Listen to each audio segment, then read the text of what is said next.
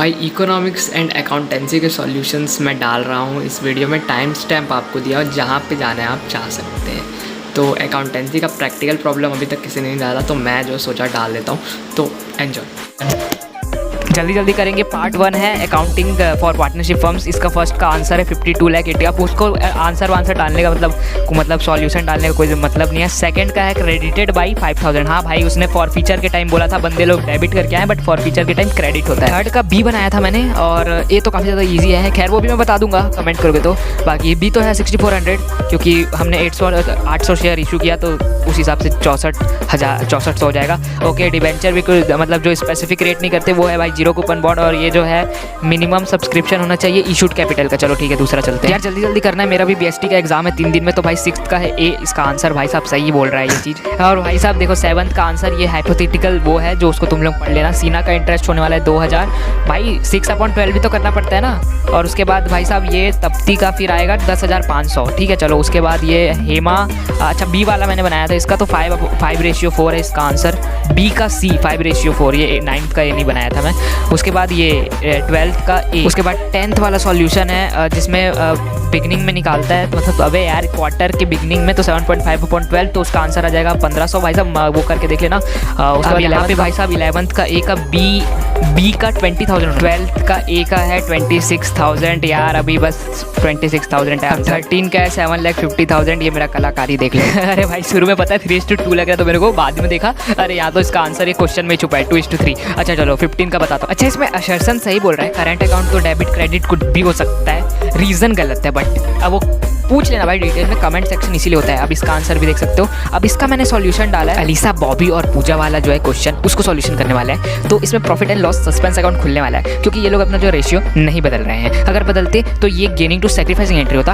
बाकी profit percentage 10% है पिछले साल के हिसाब से, और इस साल का सेल जब तक वो मरा है तब तक का सेल दे दिया है अपने को 10 लाख। तो उस हिसाब से भाई साहब अपने पास 20,000 का जो है, मतलब 1 लाख का प्रॉफिट होगा, जिसमें कि पूजा का शेयर 2/10, तो 20,000। ठीक है, इसमें कैपिटल एम्प्लॉयड निकालना था, तो सुपर प्रॉफिट के हिसाब से अपने को गुडविल दे दिया था, तो उस हिसाब से मैंने जो है ये सॉल्यूशन किया है। बाकी कैपिटल एम्प्लॉयड इसमें 1.5 लाख है, तो आप लोग उसको चेक कर लेना। बाकी मैं 19 का बी वाला बनाया था, तो उसको ही मैं सॉल्व कर रहा हूँ यार, मेरे पास थोड़ा टाइम नहीं, बीएसटी का भी थोड़ा तैयारी करना है। सो ये देखो वैसा ऐसा कुछ सॉल्यूशन है। बाकी डिटेल सॉल्यूशन नहीं कर पाया हूँ, क्योंकि यार टाइम नहीं है, बीएसटी का भी मुझे एग्जाम तैयार करना है। तो 20 का बी वाला है मेरा पेंडोरा लिमिटेड वाला, तो इसका भी सॉल्यूशन आप लोग देख लीजिएगा। प्लीज़ सॉल्यूशन माफ़ कर दीजिएगा कि मैंने जो है यार मतलब थोड़ा, और रियलाइजेशन का भी मैंने जो है सॉल्यूशन आप लोगों के लिए कर दिया है। सॉरी, पहले 21 का जो है वो कर देता हूँ मैं। तो इसमें जो है 1.5 लाख से बड़ा था अपना जो लैंड एंड बिल्डिंग, तो उसको मैंने जो है रिवैल्यूएशन मतलब गेन हुआ है, तो जल्दी में किया हूँ थोड़ा। एंड वो लोग अपने जो है गुडविल को जो है क्या बोलते हैं बुक्स में शो नहीं करने जाते, तो गेनिंग टू सॉरी यार रेजिंग एंड रिटर्न ऑफ वाली एंट्री किया हूँ। ठीक है ओके, श्री गंगा लिमिटेड का जो है बैलेंस शीट बनाना है।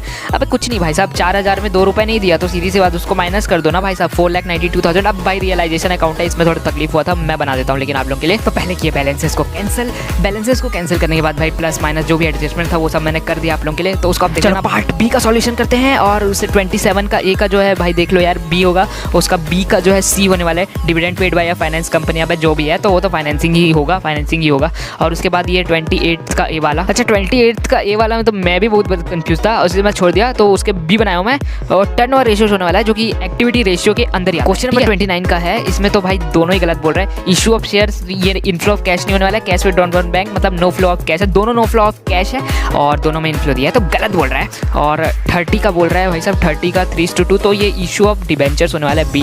अब ये वाला जो है मैंने लिख दिया है loose tools, current assets, inventories, उसके बाद provision for current liabilities, short term provision, उसके बाद कॉपीराइट्स वो होने वाला है, non current assets, property plant equipment and intangibles के अंदर इंटेंजिबल्स आता है। ठीक है, अब अकाउंटिंग रेशियोज की बारी आती है। टोटल एसेट्स टू डेब्ट रेशियो बोल रहा था, तो टोटल लायबिलिटीज हम निकाल सकते थे। 25 लाख टोटल लायबिलिटीज आता, तो total liabilities is equal to total assets और डिवाइडेड बाई डेब्ट करते, जो कि 5 लाख आता, तो 5:1 आपका आंसर आ जाता। जल्दी करते हैं।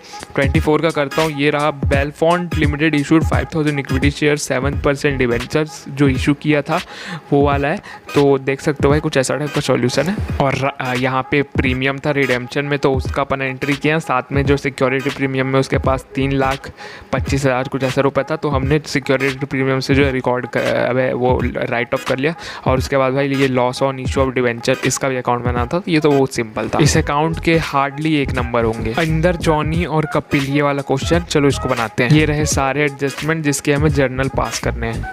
तो इसमें फिफ्थ वाला गुडविल वाला जो है वो बस पास नहीं क्यों, बहुत ईजी है क्योंकि उसमें जो सैक्रिफाइसिंग रेशियो निकालना पड़ता है और थोड़ा टाइम का कमी था तो थोड़ा मैनेज कर लेना। बाकी 26 का किया भाई यार, ये 26 कितना ईजी आया था भाई। इशू ऑफ शेयर्स के चैप्टर का मैं सोचा तो बहुत ज़्यादा हार्ड देंगे बट बहुत ही ज़्यादा ईजी दे दिया। तो कुछ इस टाइप से सॉल्यूशन है इसके।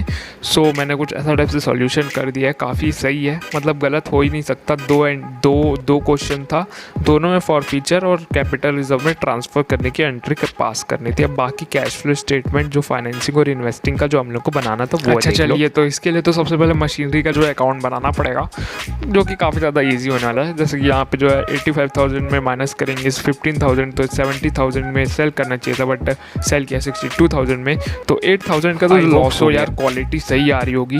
बाकी इसकी मदद से हम परचेजेस निकाल सकते हैं, तो मैंने 2 बैंक करके परचेजेस निकाल दिया जो कि है 228,000 और इसकी मदद से फिर हम लोग जो है इन्वेस्टिंग की एक्टिविटी निकाल सकते हैं। तो सेल किए हैं तो इन्फ्लो हुआ और परचेज किए हैं गुडविल को, तो ये देख लो भाई साहब। और नीचे है उसका, नीचे फाइनेंसिंग एक्टिविटी है, ठीक है। ईजी दे दिया भाई सीबीएसई ने, मैंने सोचा नहीं था इतना ईजी देने वाला है।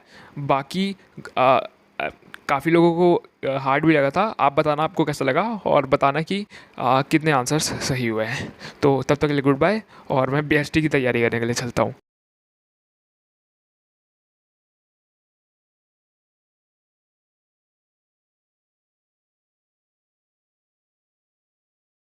तो क्लास 12th इकोनॉमिक्स का सबसे पहले solution set number 258.3 question 1 ADS chapter से इसका ऑप्शन ए सही होगा। और ये जो सेकंड है उसमें मैं थोड़ा कंफ्यूज हूँ क्योंकि जो रिजर्व बैंक के साथ ट्रांजैक्शन करते हैं वो तो डेबिट में करते हैं, तो फिर ये होगा भाई इंक्रीज डेबिट, ये होना चाहिए इसका। ओके चलो, उसके बाद थर्ड वाला में बोथ आर ट्रू।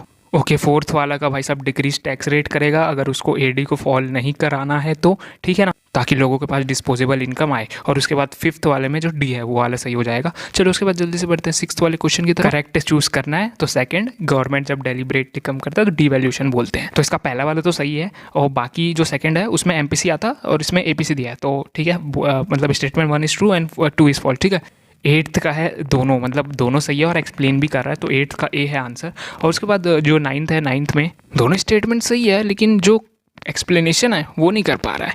उसमें बताना चाहिए था कि वो लोग क्यों काम नहीं कर रहे हैं, और दोनों का बस डेफिनेशन दे दिया बस, और कुछ नहीं। और चलो ठीक है। उसके बाद ये न्यूमेरिकल्स जो कि आप अगर बोलोगे तो मैं सॉल्व कर दूंगा, लेकिन मैं पर्सनली बताऊं तो मैं तो जो है यार हाँ 10th का आंसर बता देता हूँ। लास्ट का डी वाला है, ऑलवेज 0 नहीं होता है, ठीक है ना, मतलब ज़्यादा भी हो सकता कम भी हो सकता है, ऑलवेज 0 नहीं होता है। उसके बाद 11th में हम लोग डिमांड क्यों करते हैं फॉरेन एक्सचेंज का, तो वही बता देना है, खरीदने के लिए वो लोग का सामान। और उसके बाद हम 12th में वो क्या बोलते हैं, 3 प्रिकॉशंस ऑफ इनकम मेथड, ये भी बहुत इजी है यार, जैसे कि सेकंड हैंड सेल्स नहीं लेते, वो सब लिखने का था। बाकी काफ़ी ज़्यादा कॉमन क्वेश्चन है। मैं 16 पे जंप करता हूँ सीधा। इसमें जो रेवेन्यू फिजिकल डेफिसिट और रेवेन्यू डेफिसिट और प्राइमरी डेफिसिट निकालना था, ये देखो सॉल्यूशन कर दिया हूँ। 18th का आंसर है भाई साहब 1 and 2, 1 and 3। अच्छा चलो, अब उसके बाद दूसरा वाला, इसका आंसर मेरे को थोड़ा कंफ्यूजिंग लगा। Land reforms resulted in abolition. Abolition कैसे हुआ, मतलब ज़मींदारी सिस्टम, ज़मींदार जो है यार एविक्ट कर दिए थे, वो लोग को भगा दिए थे और ख़ुद अपना जो वर्कर हैं ऐसा शो कर रहे थे। तो यार मेरे को बहुत कंफ्यूजिंग लगा, आप बताना। इसका तो भाई ए है आंसर 20 का। और identify which is not the member of G20, तो इसका बांग्लादेश है शायद। 21 का G20 का मेंबर कौन नहीं है, G20 का मेंबर बांग्लादेश नहीं है। ओके 24 का आंसर है भाई साहब वही दोनों सही है, मतलब 25th का आंसर है D, Pakistan was ahead of during 1990 से 2017, बस ये। हाँ भाई ये 26 का तो सही है भाई, रीज़न भी सही है कि एग्रीकल्चर में थे और ब्रिटिशर्स ने हमें एक्सप्लॉइट किया। हाँ सही है। बाकी 27 वो काफ़ी ज़्यादा अजीब लगा, नॉट ट्रू बोल रहा है विथ रेफरेंस टू द। तो देखो 1 1958 में कम्यून्स आए थे, ठीक है। कम्यून्स को एस्टेब्लिश तो किया था, फॉरेन सेक्टर में एसएजी भी बने थे और बेटर हेल्थ से वो भी रिड्यूस किया उन्होंने। तो नॉट क्यों लिखा, तीनों सही है, तो तीनों का ऑप्शन अब मेरे को समझ नहीं आ रहा। तुम